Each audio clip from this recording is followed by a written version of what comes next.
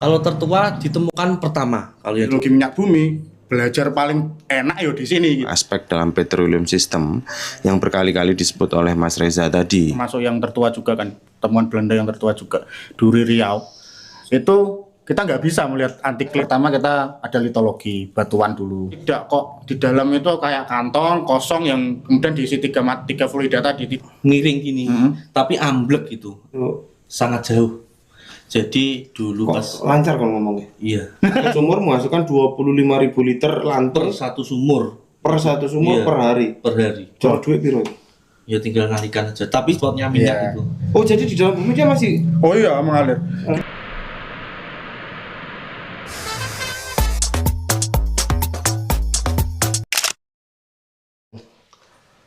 Oke, saiki kene nang kita di Wonocolo ya. Ono Saiful iki apa pun berarti? Juru kuncine Juru kunci. rumah Rumah singgah. Oke. Mungkin dari Saiful sih. Pul, ceritakan apa yang membuat Wonocolo itu istimewa. Jadi kalau Wonocolo ini dikatakan istimewa, iya bahasa nih. Dari wisatawan, dari penilaian dari wisatawan, kalau Wonocolo sini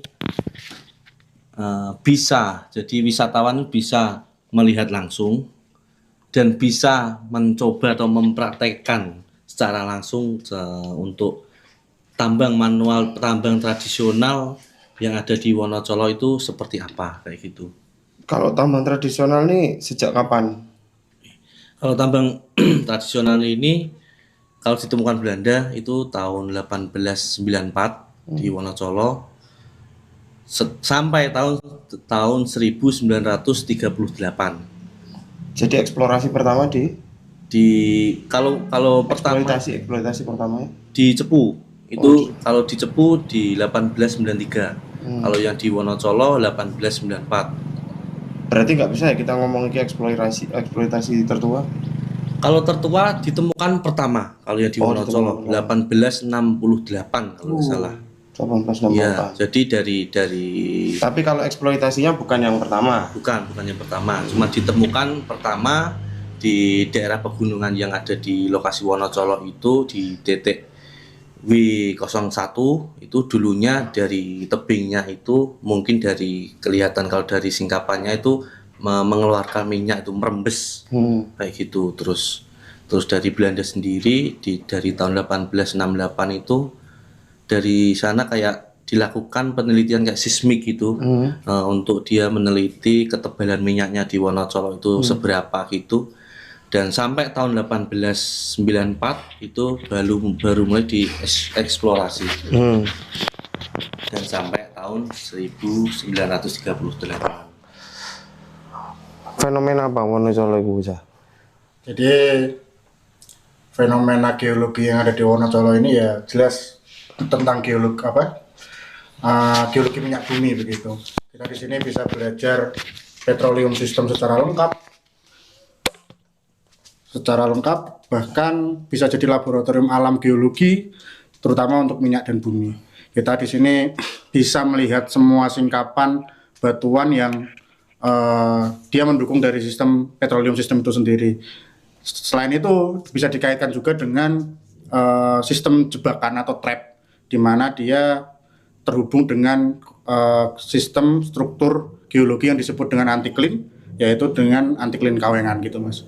Jadi itu kalau kita ngomongin geologi minyak bumi, belajar paling enak ya di sini gitu, karena kita bisa lihat langsung bentukannya, semuanya itu lengkap tanpa harus kemana-mana, tanpa harus kita pergi ke tempat lain. Kita cukup satu lintasan mulai dari Kawengan sampai ke puncak Wonocolo ini, kita bisa lengkap belajar tentang petroleum system begitu. Ya, dan saya tambahkan jadi nama Wonocolo. Jadi nama Wonocolo itu kalau orang sini ada dua versi. Yang satu itu Wono itu alas, Colo itu rembesan minyak. Oh gitu. Yang satunya Wono itu alas, kalau Colo itu orang nakal. Jadi zaman dulunya juga tempat untuk pelarian orang nakal kayak gitu. Oke. Kayaknya lebih geologis yang pertama. Kan Rembesan ya. iya. Saya ingin nih, kalau ini istimewa untuk geologi ya, Ah. karena tadi lengkap ya 5 aspek dalam Iya, betul. dalam petroleum system tuh ada di sini. Sebelum podcast ini kita lanjutkan, saya akan coba jelaskan tentang 5 aspek dalam petroleum system yang berkali-kali disebut oleh Mas Reza tadi. Dalam bahasa sederhana. Jadi, di bawah tanah di mana minyak dan gas bumi terbentuk, ada 5 aspek utama, 5 hal yang harus ada dan bekerja sama dengan baik agar kita bisa menemukan dan mengekstrak minyak atau hidrokarbon seperti saat ini di Wonocolo. Yang pertama yang harus ada adalah batuan induk, source rock. Bayangkan batuan induk ini seperti dapur, di mana minyak dan gas bumi itu dimasak.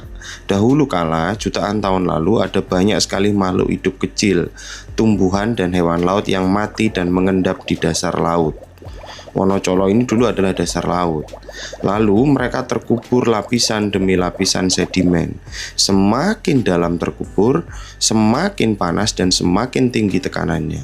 Nah, panas dan tekanan inilah yang memasak sisa-sisa organik itu perlahan-lahan menjadi minyak dan gas. Jadi, batuan induk adalah tempat minyak dan gas bumi itu dibuat. Yang kedua, batuan reservoir rock. Setelah matang, minyak dan gas ini butuh tempat untuk tinggal. Disinilah peran batuan reservoir. Anggap saja ini seperti apartemen atau gudang penyimpanan untuk minyak dan gas. Batuan ini punya banyak sekali pori-pori, rongga-rongga kecil, dan celah-celah yang saling terhubung. Mungkin minyak dan gas mengisi ruang kosong tersebut, seperti spons yang bisa menyerap air. Batuan reservoir bisa menyerap dan menyimpan minyak dan gas. Contohnya adalah batuan pasir atau batuan gamping yang berpori. Jadi, batuan reservoir adalah tempat minyak dan gas bumi disimpan. Batuan penutup, seal rock atau cap rock. Minyak dan gas itu lebih ringan dari air, jadi secara alami mereka akan bergerak ke atas. Tanpa adanya batuan penutup, minyak dan gas ini akan terus naik hingga bocor ke permukaan bumi dan hilang. Batuan penutup ini seperti atap anti bocor atau penutup toples yang kedap, yaitu batuan yang sangat rapat dan tidak berpori sehingga minyak dan gas ini tidak bisa melewatinya. Batuan lempung, shale atau lapisan garam seringkali menjadi batuan penutup yang sangat efektif. Jadi batuan penutup adalah yang mengunci minyak dan gas agar tidak kabur. 4. Perangkap atau trap. Meski sudah ada batuan penutup, minyak dan gas tetap akan menyebar di bawah batuan penutup itu kalau tidak ada sesuatu yang menahannya di satu tempat. Inilah fungsi perangkap. Perangkap ini seperti tempat berkumpul atau mangkok yang terbentuk karena bentuk lapisan batuan di bawah tanah. Bisa jadi karena batuan yang melengkung ke atas seperti kubah, antiklin, atau karena ada patahan bumi sesar yang membentuk buntu. Perangkap inilah yang membuat minyak dan gas terakumulasi di satu lokasi, sehingga bisa kita temukan dalam jumlah banyak. Jadi perangkap adalah tempat minyak dan gas bumi terkumpul. 5. Jalur migrasi, migration pathway. Terakhir, minyak dan gas yang sudah dimasak di batuan induk harus bisa dipindah ke batuan reservoir dan masuk ke perangkap. Proses perpindahan ini disebut jalur migrasi. Anggap saja ini pipa-pipa penyalur di bawah tanah. Minyak dan gas bergerak melalui celah-celah kecil dan retakan-retakan di batuan. Dari batuan induk menuju ke batuan reservoir dan akhirnya masuk ke perangkap. Jadi, jalur migrasi adalah jalan minyak dan gas bumi dari tempat dibuat sampai tempat terkumpul. Kelima aspek ini, dapur, tempat penyimpanan, atap anti bocor, tempat berkumpul, dan pipa penyalur harus ada dan berada di lokasi yang tepat, serta terbentuk pada waktu yang pas dalam sejarah geologi bumi. Barulah kita bisa menemukan ladang minyak dan gas bumi yang bernilai komersial seperti Wonocolo. Bandingannya tempat-tempat lain seperti apa? Yang kira-kira supaya kita dapat gambaran lebih clear. Kalau tempat lain ya contoh di yang pernah saya tahu kayak di Duri itu kan termasuk yang tertua juga kan, temuan Belanda yang tertua juga, Duri Riau. Itu kita nggak bisa melihat anti clean sampai semua singkapannya terlihat, itu nggak bisa karena memang sumurnya juga dalam, reservoirnya di mana kita juga mempelajarinya juga bingung begitu. Beda dengan yang di sini. Kalau di sini semua batuannya tersingkap, struktur anti clean-nya bahkan orang awam pun tanpa geologi sebenarnya bisa melihat itu begitu. Yang sisi selatan miring ke selatan, yang sisi utara miringnya ke utara. Kalau kita hubungkan otomatis akan membentuk cembungan seperti ini kayak anti clean. Tinggal kita belajar nanti batuan di Wonocolo, formasi Wonocolo sendiri yang jadi reservoirnya mana, kemudian yang jadi caps rock-nya yang mana, yang permeable yang mana jadi nyimpen minyak, atau yang impermeable yang menahan minyak itu untuk rembes ke atas. Kayak tadi yang disebutkan ada rembusan minyak itu ya karena memang desa Wonocolo ini kan jadi lokasi tipe dari formasi Wonocolo gitu kan. Di sini itu ada batuan susunan Wonocolo ini ada batu pasir sama napal. Batu pasirnya bisa jadi reservoirnya, kemudian ada napal itu sebagai seal-nya atau bahan kedap yang menutup minyak itu.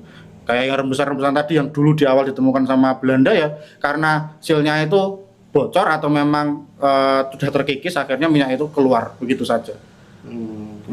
Sebagai gambaran segede apa formasi Wonocolo? Kalau kita ngomongin gede kan luas banget Mas ya hamparannya itu. Kalau kita ngomongin formasi Wonocolo itu mulai dari tersingkap di desa ini itu sampai ke arah Tuban sana itu formasi Wonocolo ditemukan semuanya. Jadi disebut formasi Wonocolo itu segede sini sampai Tuban. Oh iya, semua formasi geologi seperti itu. Termasuk formasi Ledok kan di desa Ledok ya. Itu juga sama, di sini ditemukan, di Tuban pun juga ditemukan. Jadi sepanjang itu. Sepanjang itu. Namun jebakan bentukan anti clean-nya itu di sini.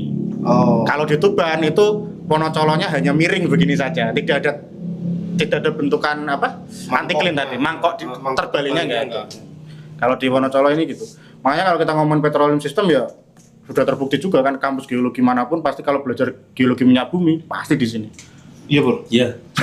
UGM, UPN mau siapapun masih ke sini. Setiap penelitian dari UGM, UPN, ITB pasti. Gitu yang pokoknya yang jurusan perminyakan pasti ke sini. Sebagai gambaran tuh kalau mereka riset berapa lama sih?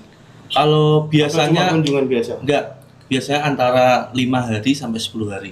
Nginepin nanti. Nginapnya di sini. Oh. Di sini tuh di mana? Di rumah singgah ini. Oh, enggak bawa pasrah nang warga. Saya sudah menawarkan tapi kurang cocok. Kemungkinan ya fasilitasnya yang kurang. Oke, jadi mereka nginep di sini. Iya. Apa yang mereka lakukan? Kalau dalam penelitian geologi itu mereka ngambil apa? Kalau geologi yang jelas pertama kita ada litologi, batuan dulu. Kemudian nanti kita struktur geologi yang nanti kelihatan clean tadi. Terus kemudian ada paleontologi, fosil-fosilnya.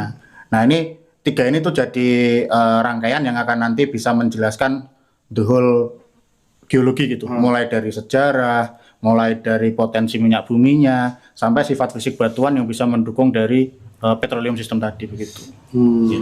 Jadi kayak mahasiswa sama dosen gitu kalau kesini pelatihan gitu, dia itu juga membawa. Jadi ada beberapa titik yang dikunjungi dan itu dibawa semua dari singkapan ini batuannya apa aja, nanti dari singkapan yang sebelah sini apa aja. Jadi semuanya dibawa mulai dari ya kayak batu pasiran napal gitu dibawa, terus sumur yang kayak servis gitu kan di tanahnya yang dibawa itu diambil tuh juga dibawa juga.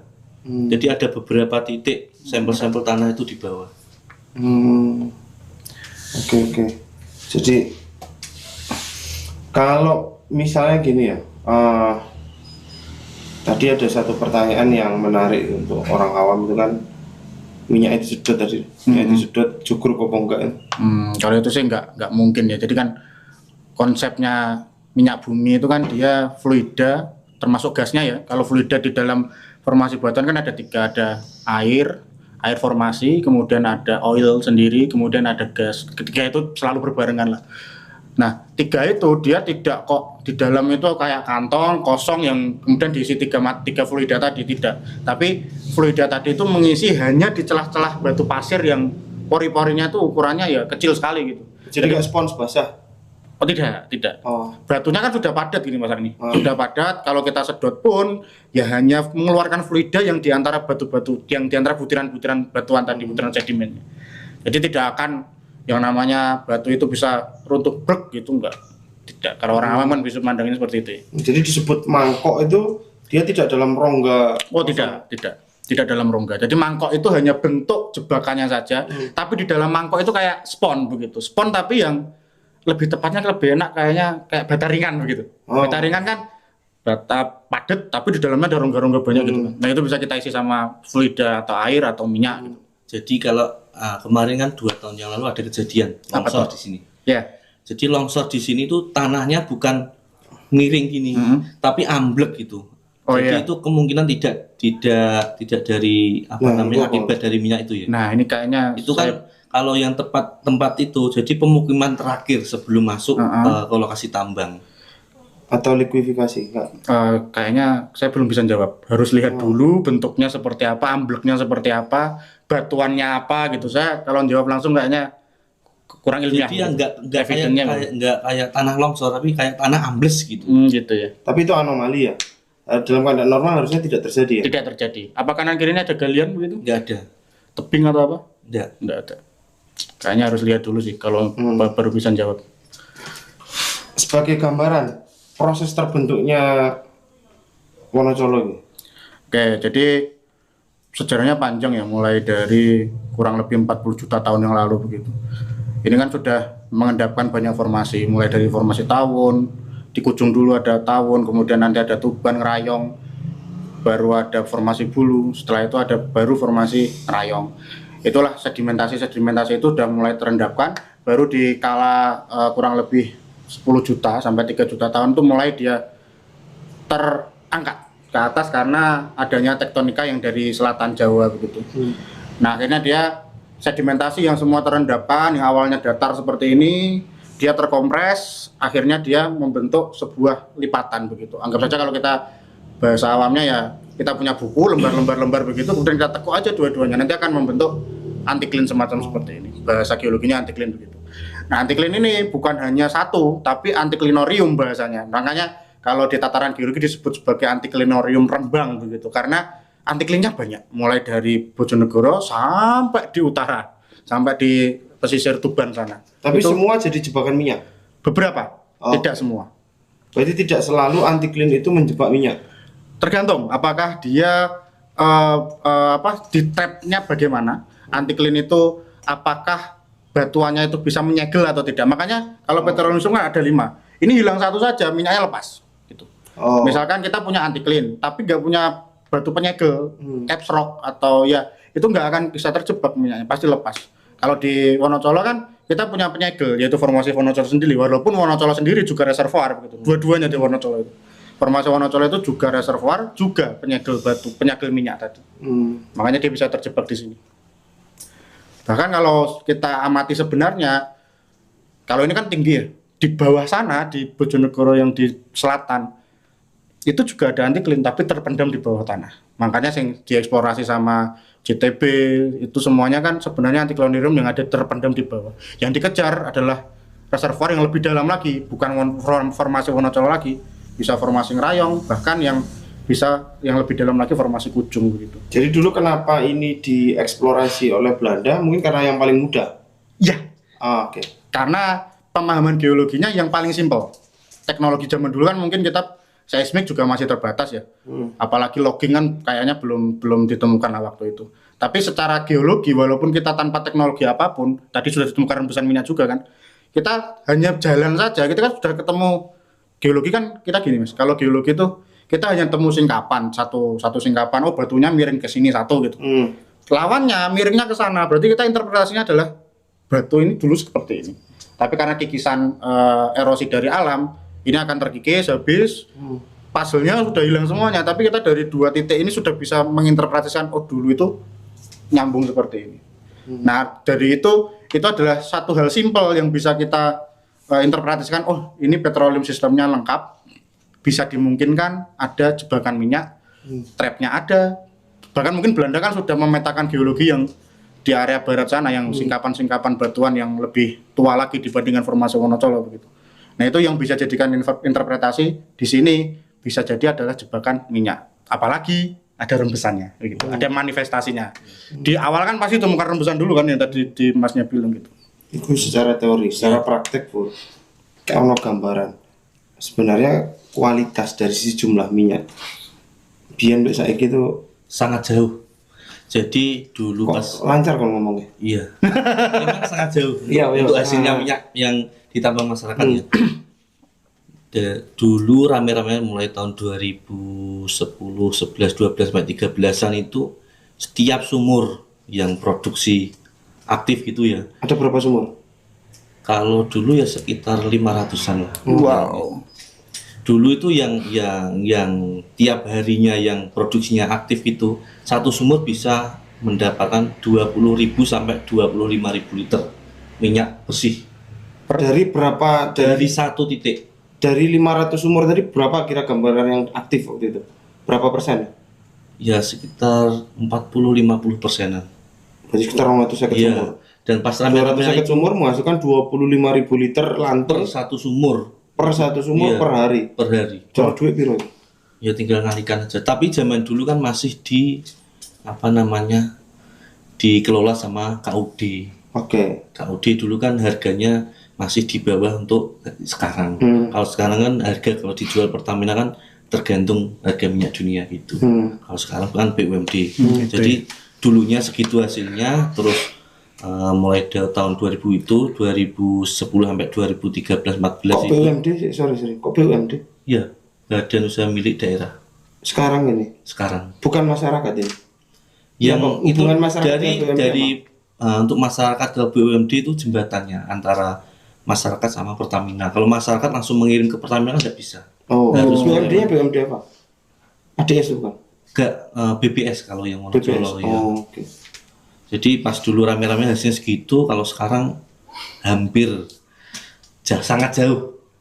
Mungkin sehari cuma mendapatkan 200 liter. Paling Dari 25.000. iya. Kalau paling banyak itu ya 5.000 liter itu udah paling bagus. Kalau dari sisi kedalaman? Sisi kedalaman ya jauh, dulu itu antara 210 sampai 300-an, kalau sekarang ya paling dalam 380 meter. Jadi umpama sudah masuk di bawah laut. Kalau sini kan cuma 300 berapa mdpl. Iya, 300 lebih. Jadi sudah nggak bisa disebut lagi offshore ya, sudah seashore. Cuma sebagian yang ada, yang 50 meter itu ada. Masih ada ya. Masih ada yang 100 meter itu ada, cuma dia karakternya ke sini kan karakternya beda-beda, uniknya kayak gitu. Jadi antara sumur ini sama sini itu, sini biasa bisa 24 jam, sini cuma 2 hari sekali kayak gitu. Oh gitu.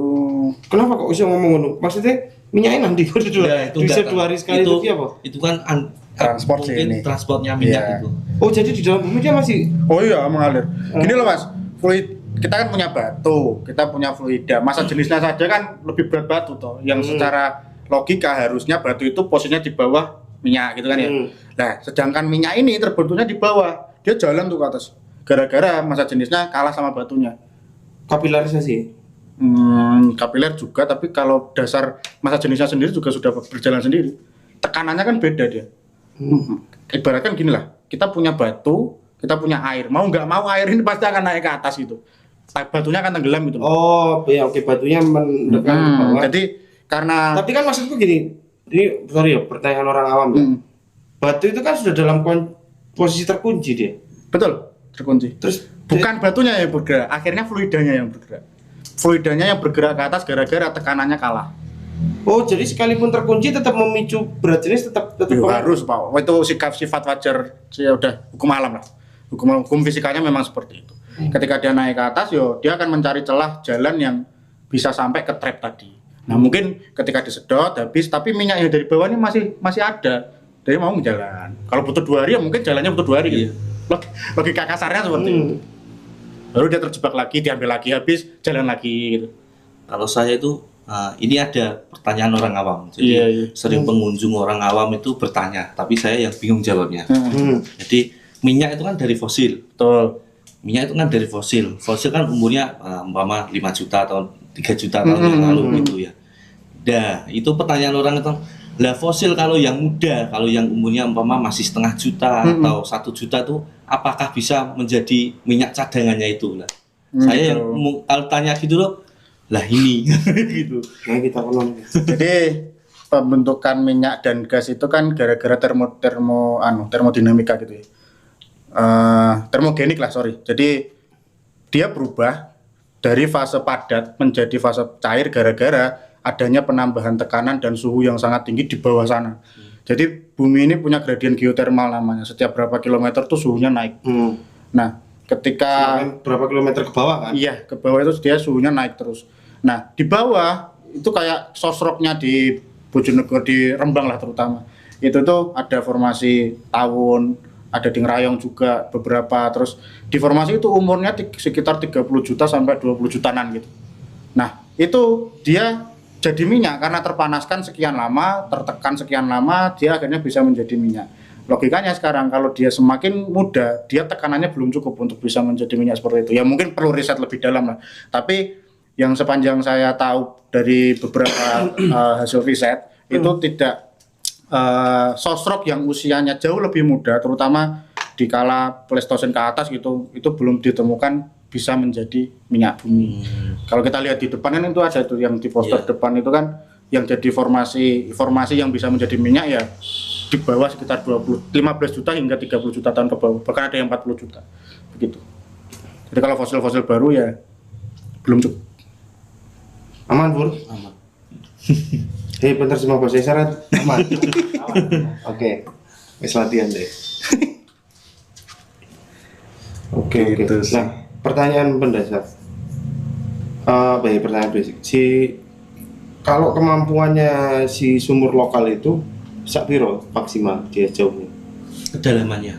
Iya, alat-alat yang kita punya sekarang dengan mesin truk bagong. Ya kalau paling dalam gitu yaitu tadi 380 sampai 400. Untuk mendalam lagi dia sudah tidak bisa, sudah beda formasinya katanya gitu. Jadi batuannya untuk ke dalam lagi untuk mengebor dan untuk alat bornya itu sudah tidak bisa. Oke. Oh berarti ini bor baru ya? Iya, bornya baru. Bukan yang ditinggalan lama enggak ya? Enggak. Berarti masyarakat mengebor lagi di sampai kedalaman 300. Iya, makanya pas saya tadi bilang Ngebor itu berarti mendalamkan sumur yang lama membuat titik baru lagi. Oh gitu. patokannya apa titik baru itu? Nah, ini yang menarik. Nah ini coba nanti kita bahas. Jadi kalau orang sini ya kalau peninggalan Belanda kan ada Aku sorry sebagai gambaran ya. Iya. Aku tahu ngerti di daerah Gorontalo, aku tahu Gorontalo.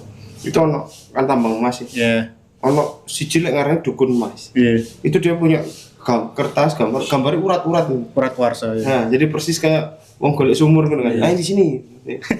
Kalau sini ya tidak pakai kayak peta enggak. Jadi kalau sini ada sumurnya manggil orang pinter pakai Serius? iya pakai Itu dukun nih Mas. pakai dupa.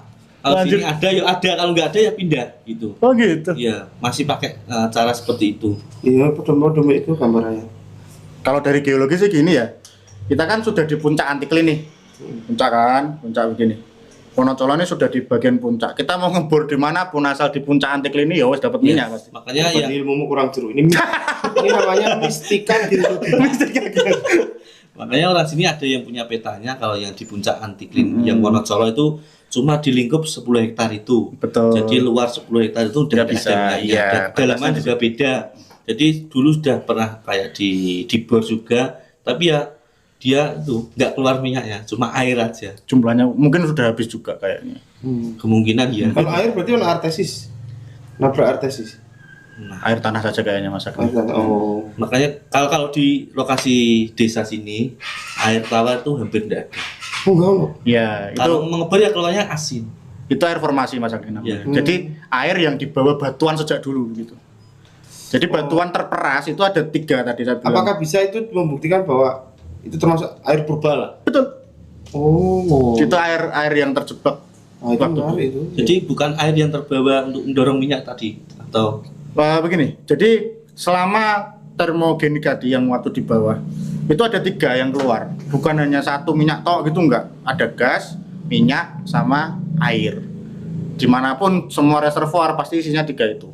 Kalau di sini gasnya sudah enggak ada, berarti gasnya sudah keluar dulu kala. gasnya masih banyak sini. Oh masih ada, Berarti masih itu terjebak. air awalnya di permukaan. Terus ke bawah.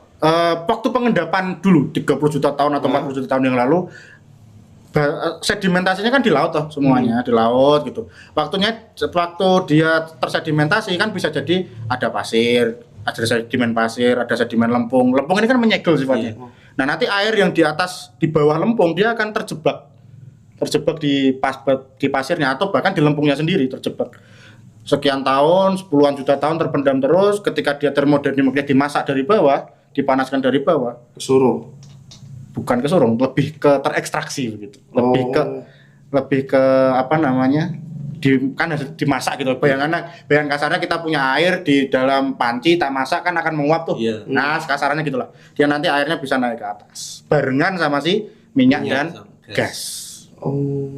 Maka kenapa kok kalau di beberapa tambang minyak kan harus dibakar tuh gasnya Iya, tuh. Tujuannya untuk apa? Untuk tekanan si posisinya sendiri itu ada selalu begini.